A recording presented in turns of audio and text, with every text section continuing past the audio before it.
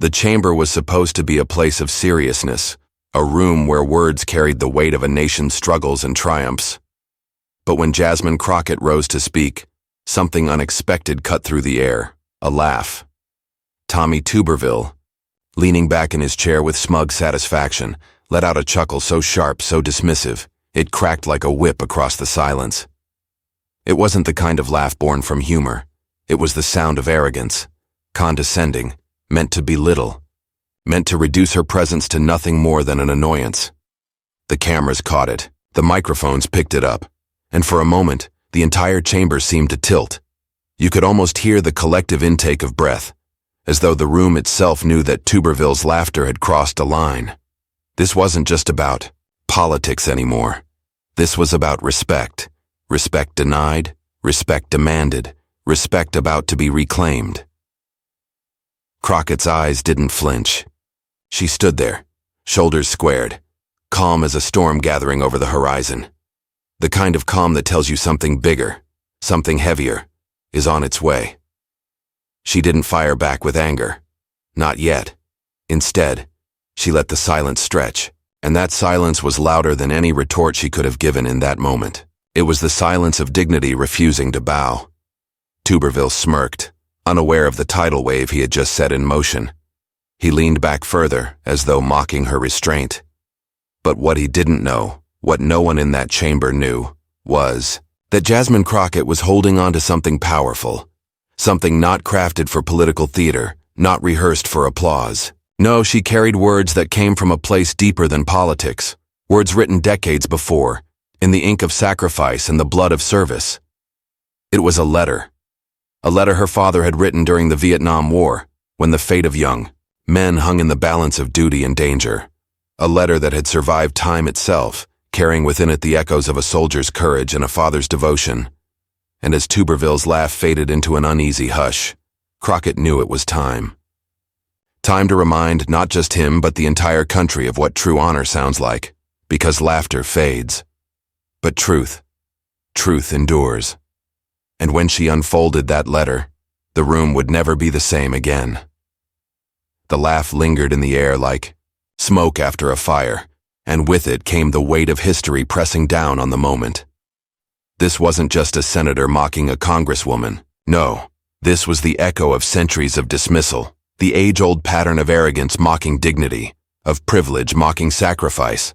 And in that instant, every eye in the chamber, every camera lens, every viewer at home could feel it. Something bigger than politics was unfolding. Jasmine Crockett stood not as a single voice, but as the embodiment of countless stories. Families who had given everything for a nation that too often forgot to honor them. Her silence after Tuberville's laugh wasn't weakness. It was strategy.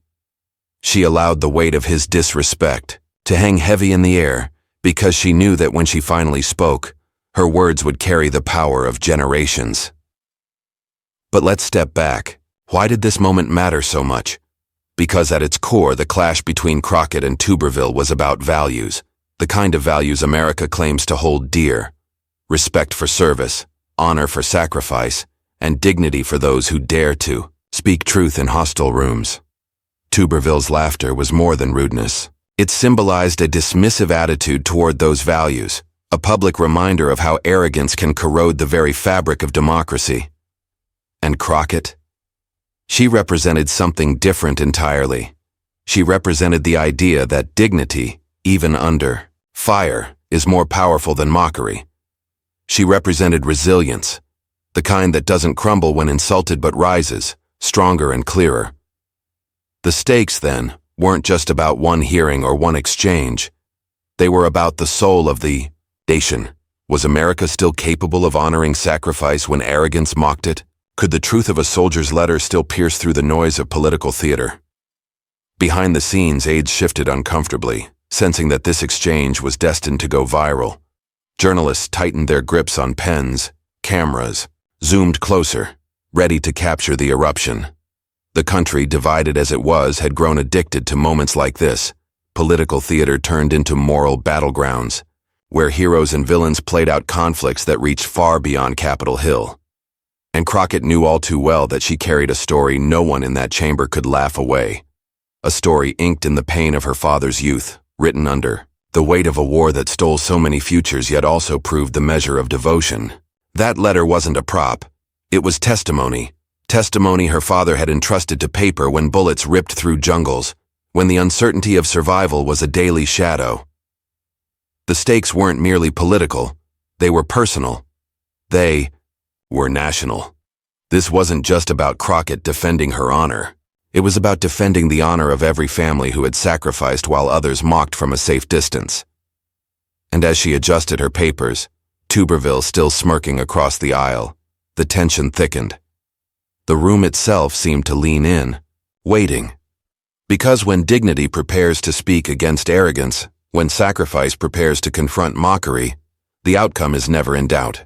The only question is how devastating the truth will be, and Crockett was about to show him. To understand why Tommy Tuberville's laugh carried such venom, we have to step back and look at the man behind it, the story of how a college football coach transformed himself into a senator, and how arrogance became his trademark.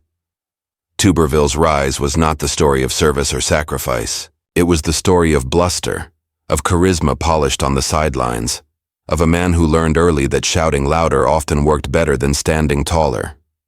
He built his reputation not in the halls of governance, but on the gridiron, where bravado was currency and accountability was scarce. To his supporters he was plain-spoken, to his critics he was reckless. But to everyone who watched him on that day, the smirk on his face told the truth. Here was a man who believed mockery was strength. His political career was riddled with controversies that painted a picture of someone addicted to provocation. When asked about America's racial history, his answers blurred the lines between ignorance and willful dismissal.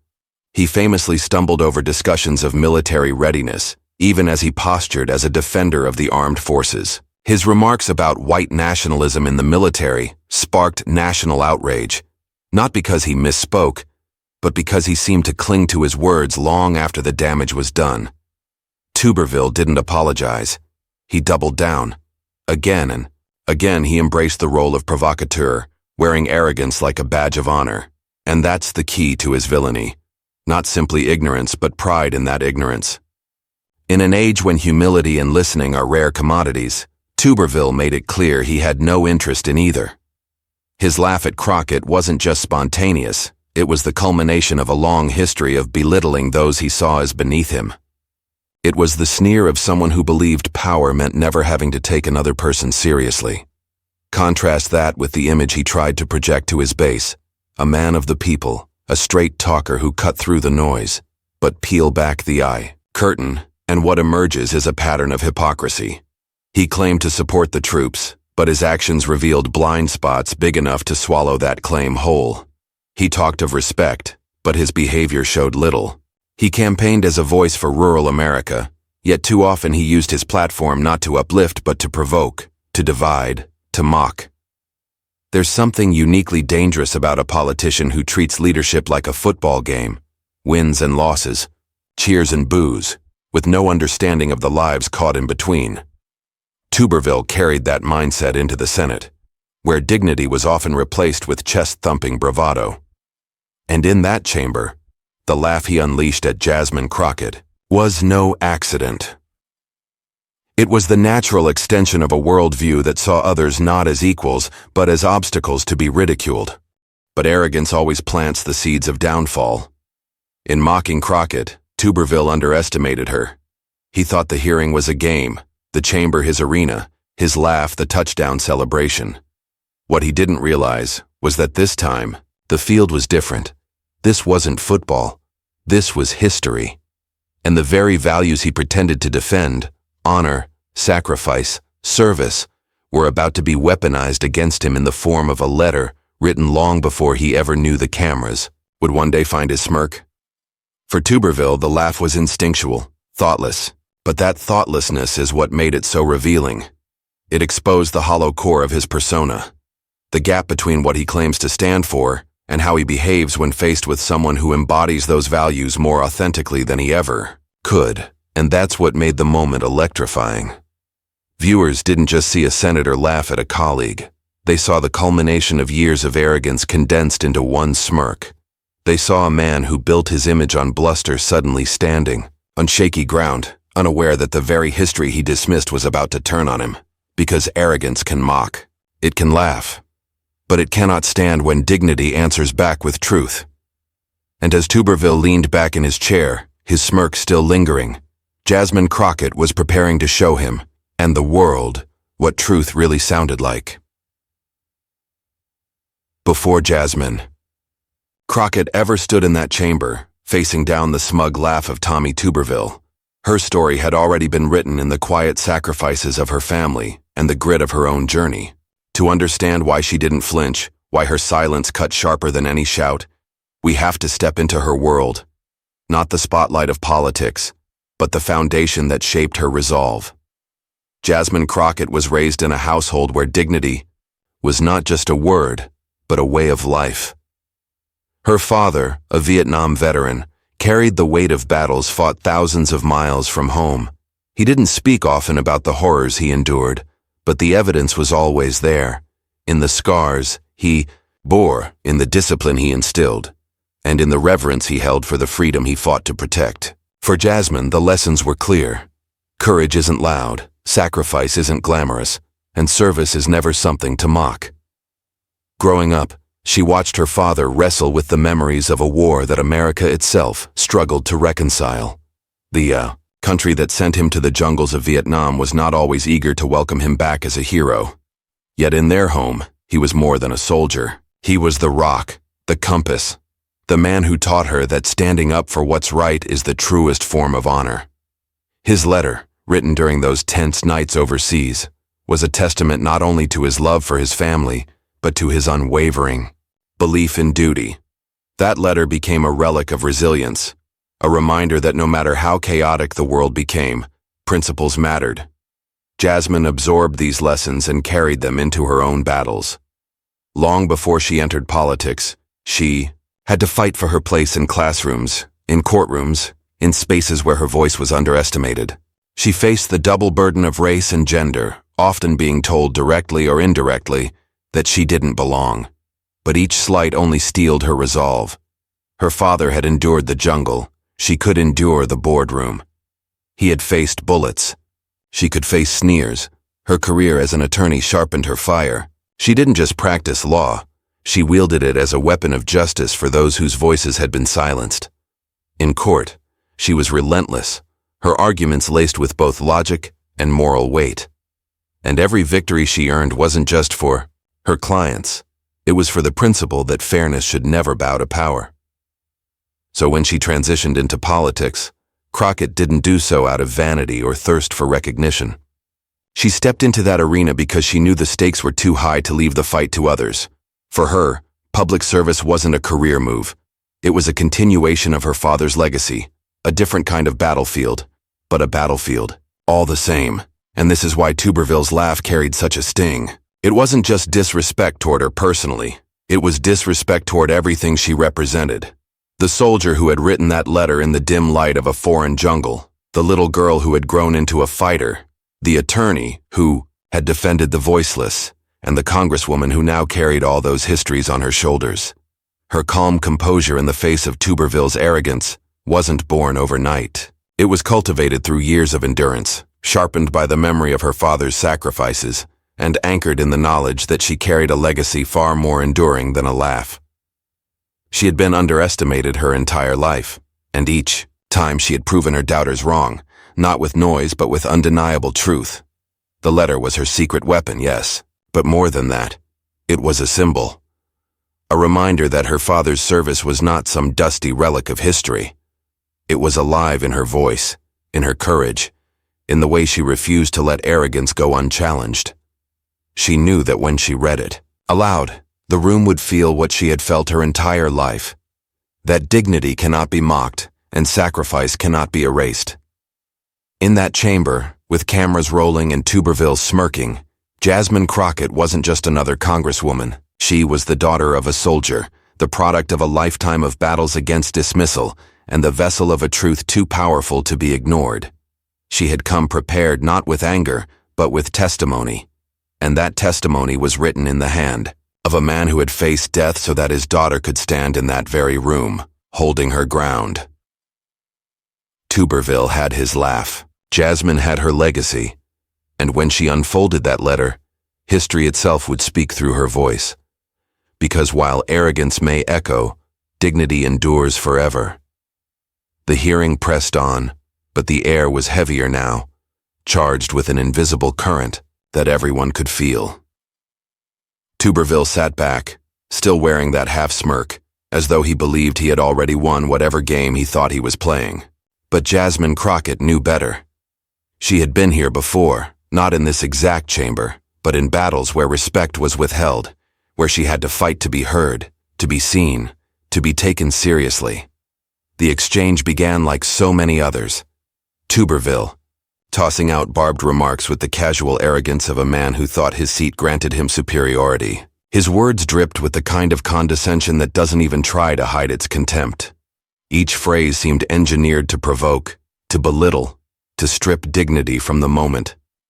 Crockett responded with the restraint of a seasoned fighter. She didn't rise to his bait, didn't let his tone drag her into shouting. Instead, she answered pointedly, clearly, her voice carrying the weight of someone who wasn't just speaking for herself, but for those watching at home. The clash was sharp, the contrast undeniable. His arrogance versus her poise, his dismissal versus her dignity. Reporters scribbled faster, cameras inched closer. This was no longer just a committee hearing, it was a theater of power, and every word exchanged between them was a line in a play that millions would later replay on screens. Across the nation, Tuberville leaned forward now, his laughter fading into snide interruptions. "Congresswoman," he sneered, "you're making this more dramatic than it needs to be." His words oozed mockery, as if he thought minimizing her would silence her. But Crockett did not blink. She met his gaze, steady and unshaken, and her reply came sharp, yet calm. "Respect is never drama. It's a responsibility." The audience in the chamber shifted. You could almost hear the collective hum of approval rising, though unspoken. Tuberville's face tightened, the smirk faltering ever so slightly. He had expected her to snap, to lose control, to confirm the caricature he had already painted in his mind. But she refused to play his game. Instead, she played her own. Each time he interrupted, she grew calmer. Each insult he launched only set the stage for what she was about to unleash. Her silence between words was deliberate, her tone measured, as though she was pacing out the rhythm of a performance that would end not in shouts but in a revelation so devastating it would leave her opponent grasping for air. And then came the moment, the one that shifted everything. Tuberville leaned back, chuckling again, muttering just loud enough for the microphones to catch. The arrogance was palpable, dripping like venom into the air. Crockett didn't raise her voice. She didn't slam her hand on the table. She simply reached down, opened the folder before her, and touched the piece of paper that held the story of a soldier, her father, and his sacrifice. The camera zoomed in. The room leaned forward. The tension snapped into silence. Because everyone could sense it. Something was coming. Something more powerful than politics, more enduring than laughter, more truthful than arrogance. And as her fingers rested on the edge of that folded letter, Jasmine Crockett prepared to deliver the strike that would turn a senator's laugh into a moment of national reckoning. The escalation was complete. The silence was total. And the room was about to learn what honor really sounded like. Her fingers lingered on the letter for a moment longer, as though she were drawing strength from the paper itself. The chamber, which had moments earlier buzzed with whispers and interruptions, was now eerily still. Even the shuffle of aides' papers seemed to pause, as if the entire room had subconsciously braced itself for what was about to unfold. Jasmine Crockett slowly lifted the folded sheet, her eyes fixed not on Tuberville, but on the words written by her father decades ago. She began softly, her voice low and steady, but the weight in her tone commanded attention. "This," she said, holding up the paper, "was written by my father in 1968 when he was fighting in Vietnam. He was 20 years old. 20, younger than some of the staffers sitting in this room, younger than some of the students who protest outside these very halls, praying their government will hear them. My father had a rifle in his hands instead of a diploma, and yet he found the courage to write these words. She unfolded the letter, her hands deliberate, her eyes steady. Tuberville shifted in his chair, his smirk faltering, the first signs of discomfort flickering across his face. The first line cut through the chamber like a blade. Dear Mama, if you are reading this, know that I am doing my best to make you proud. The jungle is thick, the nights are long, and every sound reminds me that tomorrow may not come. But I keep fighting, because this is what we were taught. To serve, to protect, to believe in a country that sometimes doesn't believe in us. Gasps echoed softly in the background. Crockett paused, letting the words sink in. The silence pressed, against the walls growing heavier with every breath. She continued. I wonder if my daughter, who isn't even born yet, will one day read this. I wonder if she will live in a world that finally recognizes the dignity of every soul, not just the ones with power. I wonder if laughter will ever again be innocent, and not the sound of dismissal. At that line, the chamber seemed to hold its breath. Crockett's voice did not tremble. It strengthened, gathering force with each sentence. She wasn't just reading her father's words. She was channeling his presence into the room, forcing every ear to hear what true sacrifice sounded like.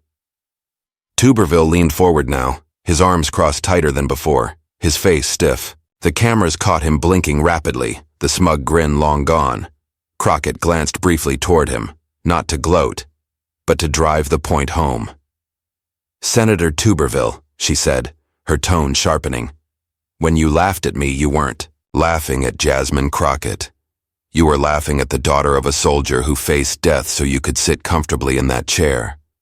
You were laughing at a man who believed in duty even when his country made him question whether his life mattered. That laugh wasn't just arrogance.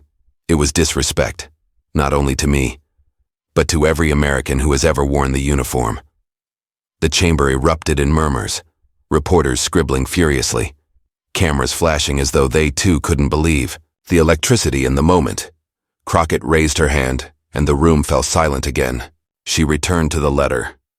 If I make it home, her father had written, I want my children to know that service is greater than selfishness, that dignity is stronger than mockery. If I don't make it home, let my words remind them that freedom is only as real as the respect we give each other. She stopped, folding the paper carefully, almost reverently. The silence that followed was deafening. A silence so complete that even the steady hum of the air conditioning seemed to vanish. Every eye was on her, every camera fixed, every viewer at home leaning forward. Jasmine Crockett straightened her shoulders and let the final words fall like a hammer. Senator, my father fought in Vietnam so you could laugh freely in this chamber. But his words remind us all of a greater truth. Your laughter fades, but his sacrifice endures.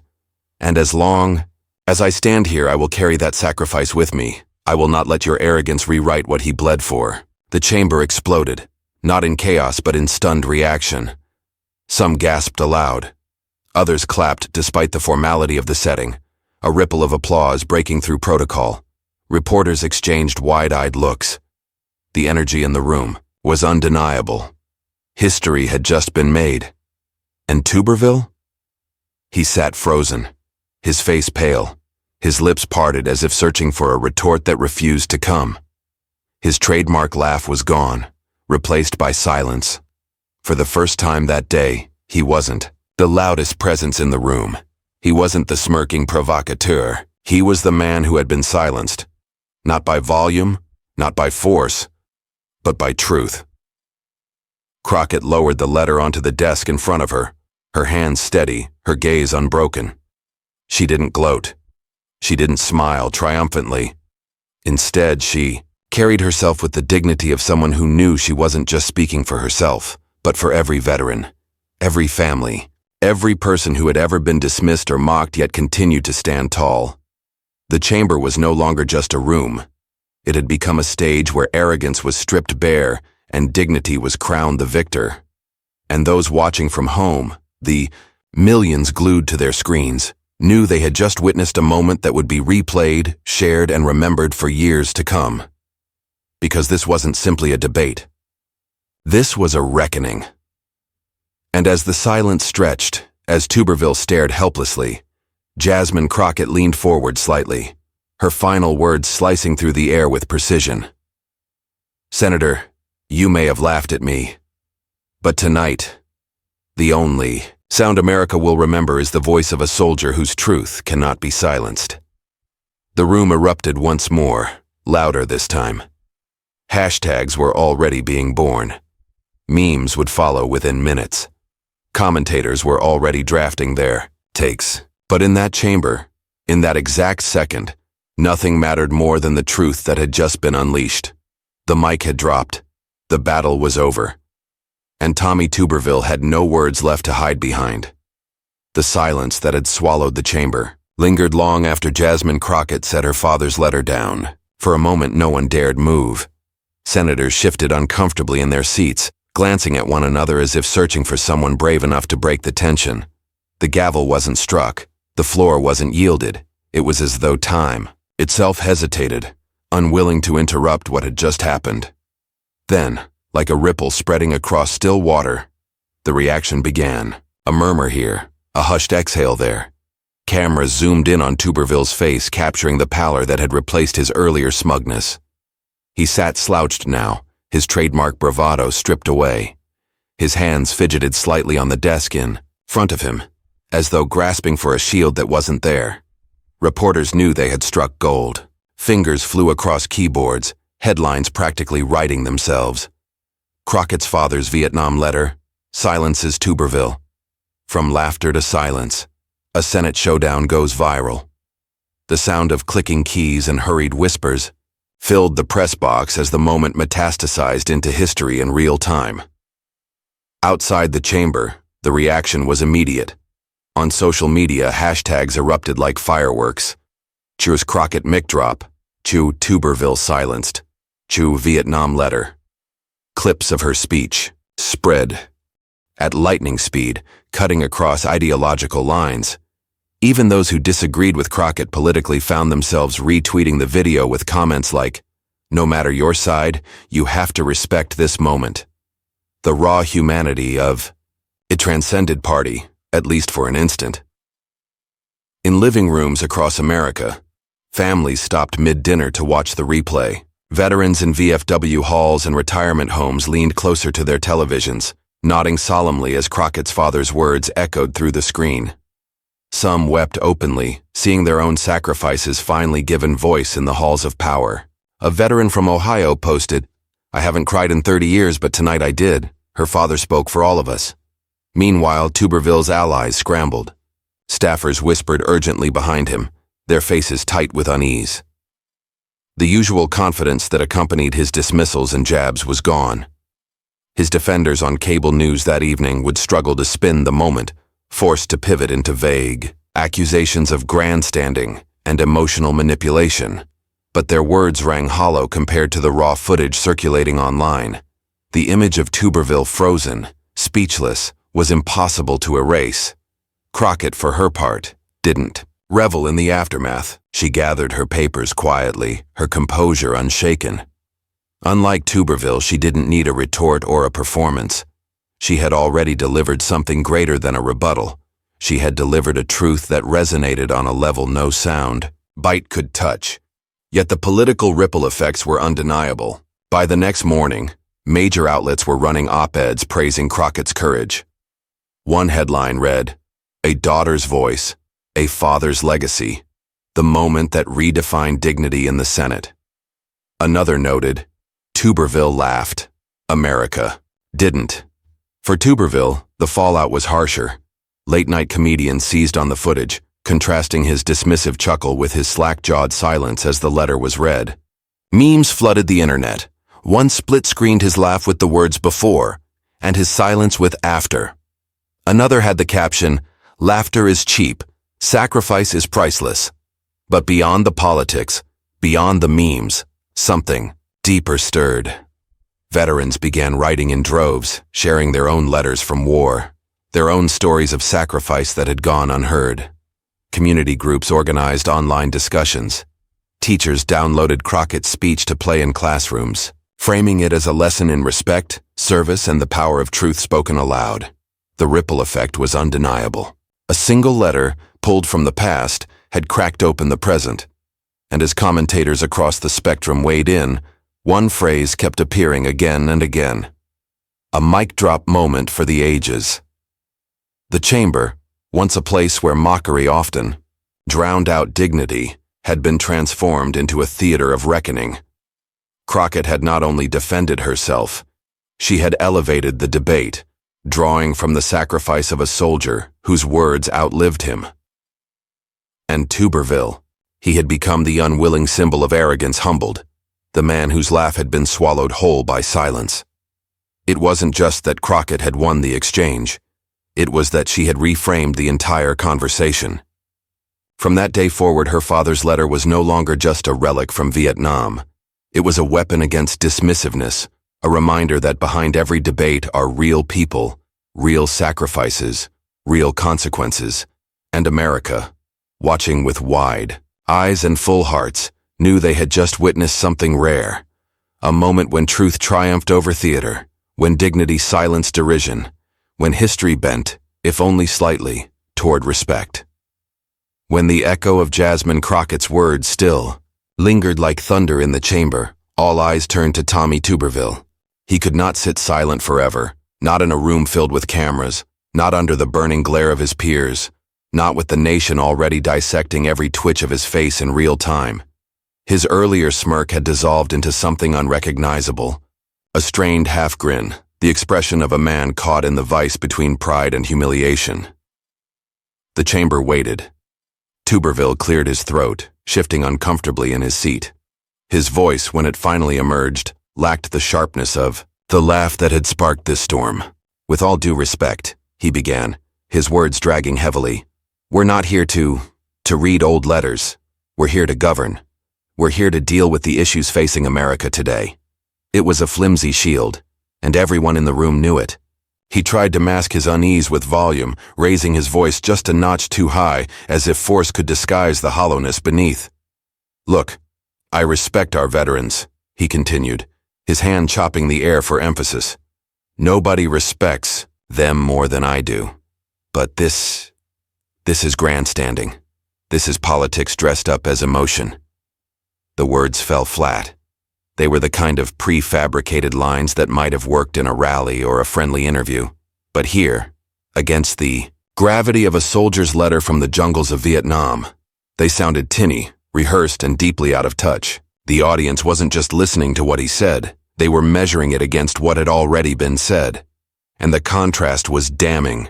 Tuberville pressed on, his tone sharpening, perhaps sensing that retreat was impossible. We cannot keep dragging personal stories into every debate. If we do, this chamber stops being about legislation and starts being about performance. And I, for one, won't play that game. But the irony was too thick to ignore. The man who had laughed, a performance in itself, now condemned performance. The man who had belittled was now grasping for the mantle of seriousness. The hypocrisy hung heavy, and it was clear that even his allies were squirming at the spectacle. Few senators shifted papers meaninglessly, avoiding eye contact with the cameras. Others stared at their desks, unwilling to lend him even the appearance of solidarity. The chamber had turned colder, lonelier. Tuberville's voice echoed not with conviction, but with desperation, as though he were speaking more to himself than to the nation. Outside, pundits and commentators watching the live feed could hardly believe what they were hearing. The words hollow and tone-deaf trended within minutes. A former Marine called into a news station, his voice shaking with anger. We left pieces of ourselves overseas and he calls that letter grandstanding. He doesn't understand respect. He doesn't understand service. Tuberville wrapped up his rebuttal with a strained attempt at finality. We have to focus on what matters, on policy, not personal theatrics. He sat back down quickly, his jaw tight, his eyes darting briefly toward Crockett. But she didn't flinch. didn't rise to take his bait. Her silence, dignified and steady, was louder than anything he had just said. In that silence, Tuberville's words collapsed under their own weight. They had no anchor, no soul, no resonance. They were empty syllables tossed into the wind, already forgotten as the chamber remembered instead the letter that had preceded them. The senator had spoken. Yes. But in the eyes of the nation, he had already lost. The moment the hearing adjourned, the outside world pounced. The chamber doors had barely closed before the headlines began exploding across every platform. Clips of Jasmine Crockett's voice reading her father's Vietnam letter spread like wildfire, circulating on Twitter, TikTok, Instagram, and every major news site. Within minutes, her steady, resolute delivery was trending under hashtags like Kimoi Shiu, Respect the Sacrifice, and Ma Crockett vs. Tuberville. Mainstream media outlets ran with it instantly. CNN replayed the footage on loop, framing it as a moment of moral clarity. MSNBC ran a chyron that read, Crockett brings veterans' voice to the chamber. Even Fox News, usually hesitant to spotlight her, could not ignore the seismic weight of what had happened. They aired the clip but attempted to spin Tuberville's response as a call to keep politics professional. But their effort felt strained, even to their own panelists, who struggled to defend his dismissive tone against the raw authenticity of a Vietnam veteran's words. Talk shows and podcasts latched onto the drama. Political analysts dissected not only the content but the optics, the shift in Tuberville's body language, the stillness of the chamber, the way Crockett never once raised her voice, yet commanded total attention. One commentator remarked, "In politics, silence often speaks louder than shouting." Crockett didn't just rebut him, she reminded the country of what service and sacrifice truly mean. The viral wave extended far beyond politics. Veterans organizations issued statements within hours. The American Legion released a carefully worded message praising Crockett for bringing the authentic voice of service into the halls of government. A Vietnam Veterans of America spokesperson was less restrained, telling reporters bluntly, "Tuberville embarrassed himself. That letter spoke for all of us who served." On social media, the contrast between the two politicians became meme-worthy. Split-screen images circulated, Tuberville mid-laugh on one side, Crockett holding her father's letter on the other, captioned simply, "One mocks, one remembers." Late-night comedians seized the opportunity as well. By the evening, hosts were replaying Tuberville's awkward "we're not here to read old letters" line, mocking it with fake laugh tracks. Audiences roared, but beneath, the humor, the sting of truth remained. Perhaps most striking was the response from everyday Americans. Comment sections on Facebook and YouTube filled with personal stories. Veterans shared snippets of letters they had written home from Vietnam, Iraq, and Afghanistan. Families described the faded notes they still kept in shoeboxes, treasures passed down through generations. Crockett's moment had touched a nerve deeper than politics. It had reminded the nation of its unbroken thread of sacrifice, one family letter at a time. Meanwhile, Tuberville's team scrambled. His staff released a brief statement attempting to clarify his remarks. Senator Tuberville respects all veterans and their sacrifices. His comments today were directed at maintaining focus on legislative priorities, not at any individual or their family's service. But the damage was done. The explanation rang hollow, overshadowed by his on-camera laughter and dismissive tone. The internet never forgets, and in the digital arena, perception becomes reality almost instantly. Cable news panels replayed Crockett's mic drop moment late into the night, labeling it the clash that will define the session. Pundits speculated about its long-term impact. Would Tuberville recover from the perception of disrespect? Would Crockett emerge as a new national voice of integrity and resilience? Every outlet framed it as a turning point, not just in their personal rivalry, but in the broader cultural conversation about respect, service, and the divide between arrogance and humility. By the next morning, polls reflected the shift. A snap. Surveys showed Tuberville's unfavorable ratings among veterans skyrocketing. Meanwhile, Crockett's approval surged. especially among independents who admired her composure and authenticity.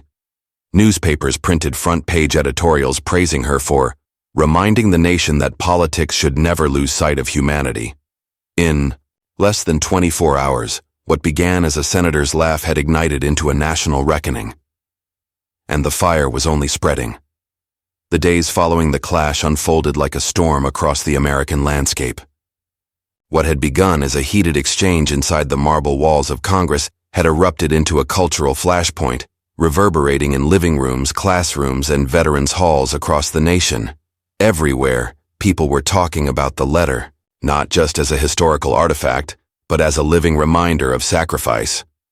Newspapers reprinted Crockett's father's words in full, framing them as more than testimony. They became a symbol. In diners across the Midwest, old veterans folded their morning papers and nodded in silent approval. In suburban kitchens, families told their children about uncles, grandfathers, and cousins who had also served and written similar letters home. The moment had cut through the static of partisan politics and landed squarely in the human heart. Public opinion split sharply, but not evenly. For many, Crockett's composure and authenticity elevated her into something larger than a congresswoman. She became a voice of integrity. Editorial boards described her as the conscience of the chamber. College professors analyzed her rhetorical technique, calling it a masterclass in moral authority. Even leadership figures who often clashed with her politically conceded that she had struck a chord no one could deny. Tuberville, on the other hand, found himself fighting shadows he could not dispel. The clip of him laughing while Crockett prepared her father's letter played on loop, framed side by side with the gravity of her words. He gave interviews, insisting he respected veterans, but his words sounded defensive, reactive.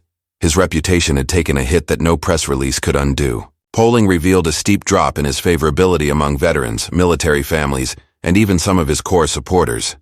What once seemed like casual banter in the chamber was now etched into public memory as callous disrespect. But beyond politics, the ripple effect reached something deeper: the way Americans thought about service and sacrifice. Schools began using Crockett's moment as a teaching tool in history classes.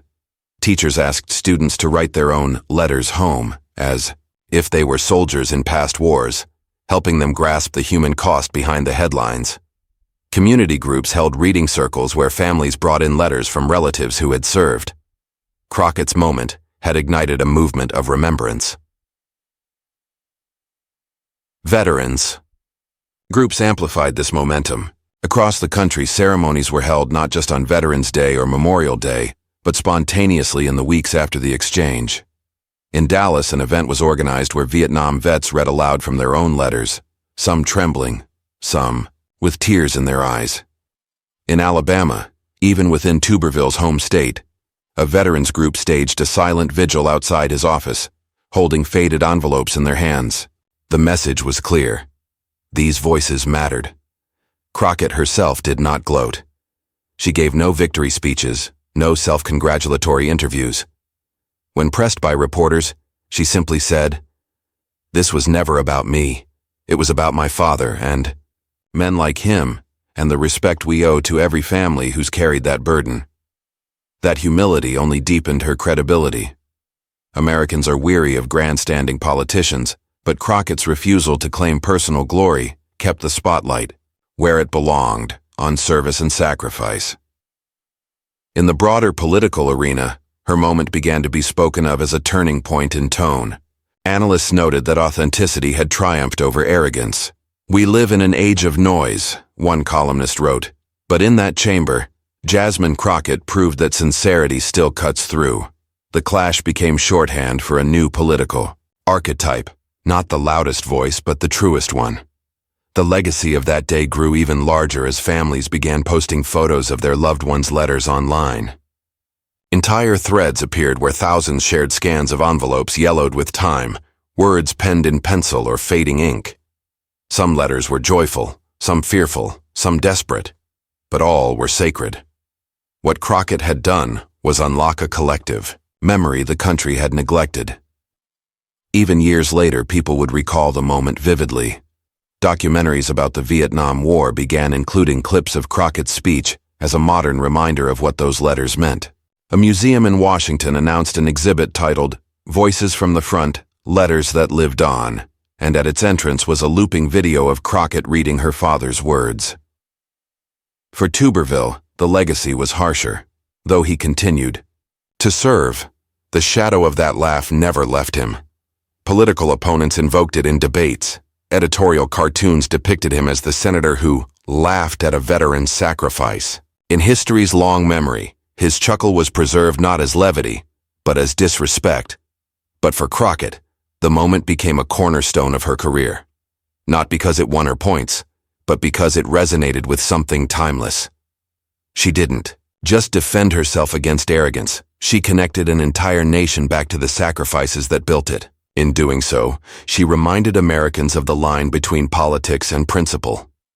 The legacy of that exchange was not just a soundbite, not just a headline. It was a reminder that leadership is not about who can shout the loudest or laugh the hardest, but who can speak the truth when it matters most.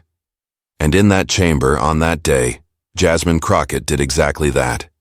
In the end, the story of Jasmine Crockett and Tommy Tuberville was never really about two politicians clashing in the chamber. It was about something far greater. It was about the weight of memory, the cost of service, and the way a single moment can strip away the pretense of politics to reveal raw humanity. Crockett did not plan to humiliate. She did not seek applause. What she did was something far more profound. She reminded a nation that sacrifice is not to be laughed at, dismissed, or forgotten. She turned a father's letter from the jungles of Vietnam into a mirror, forcing everyone present and everyone watching to confront the question, do we still honor those who gave everything for this country? Tuberville's laugh was small, just a chuckle, a puff of arrogance. But in contrast to the words that followed, it became monumental. It revealed how easily we can forget the gravity of sacrifice when we let ego and politics eclipse humility and gratitude. His smirk was not just about one moment. It symbolized the broader carelessness that too often infects leadership. And when Crockett answered, she did not answer with venom or rage. She answered with truth, etched not in her own voice, but in the steady, unwavering words of a father writing from war. The letter was more than paper. It was testimony. It was evidence. It was proof that courage is not theory but action, not rhetoric but lived experience. Crockett gave that testimony back to the people, and in doing so, reminded them of the invisible threads that hold this country together, threads spun by sacrifice, duty, and love of family. And so the moment endures. Not as partisan theater, not as a win for one side or another, but as a parable. A warning about arrogance, a lesson in humility. A reminder that honor, when spoken aloud, carries more power than mockery ever will. Years from now, people will forget the bills debated that day, the procedural arguments, the endless noise of politics. But they will remember a senator's laugh, and they will remember a daughter reading her father's words. They will remember the silence that followed, heavy and unbroken, as the chamber sat in reverence. Great moments in history are often not planned. They arrive unexpectedly, forcing us to reckon with truths we'd rather ignore. This was one of those moments, and its lesson is clear. Respect is not optional. Sacrifice is not trivial. And when arrogance tries to drown out honor, it will always be humbled in the end, because in the long arc of history, laughter fades, but courage endures forever. And so, in a room where arrogance once tried to steal the spotlight, dignity stood taller. In a chamber where mockery echoed, truth thundered louder. Jasmine Crockett did not just defend her name. She defended every soldier's sacrifice, every family's story, every American who has ever been underestimated. But here's the truth. This moment doesn't end in that hearing room. It doesn't stop with Tommy Tuberville's silence. It continues, with us, with you, with the millions who know that respect is not a gift handed down by the powerful, it's a right earned through courage, service, and love of country. Now, if you felt the fire in Jasmine Crockett's words, if you felt the weight of that Vietnam letter in your chest, If you believe deep down that dignity must always defeat disdain, then this is your moment too. Don't just watch history, be part of the echo. Hit subscribe right now, because voices like Crockett's deserve to be amplified, and stories like this deserve to be told again and again until arrogance learns it cannot win. Smash that like button, not just for her, but for every father, every mother, every soldier whose story demands respect. And most importantly, share this video. Let it travel across living rooms, group chats, classrooms, and workplaces. Let the ripple reach those who need to remember what dignity looks like under pressure. Because in the end, this isn't just Jasmine Crockett's story. It's America's story. It's your story. And it's proof, undeniable proof, that when truth speaks, arrogance always falls silent. So the question is, will you help carry that truth forward?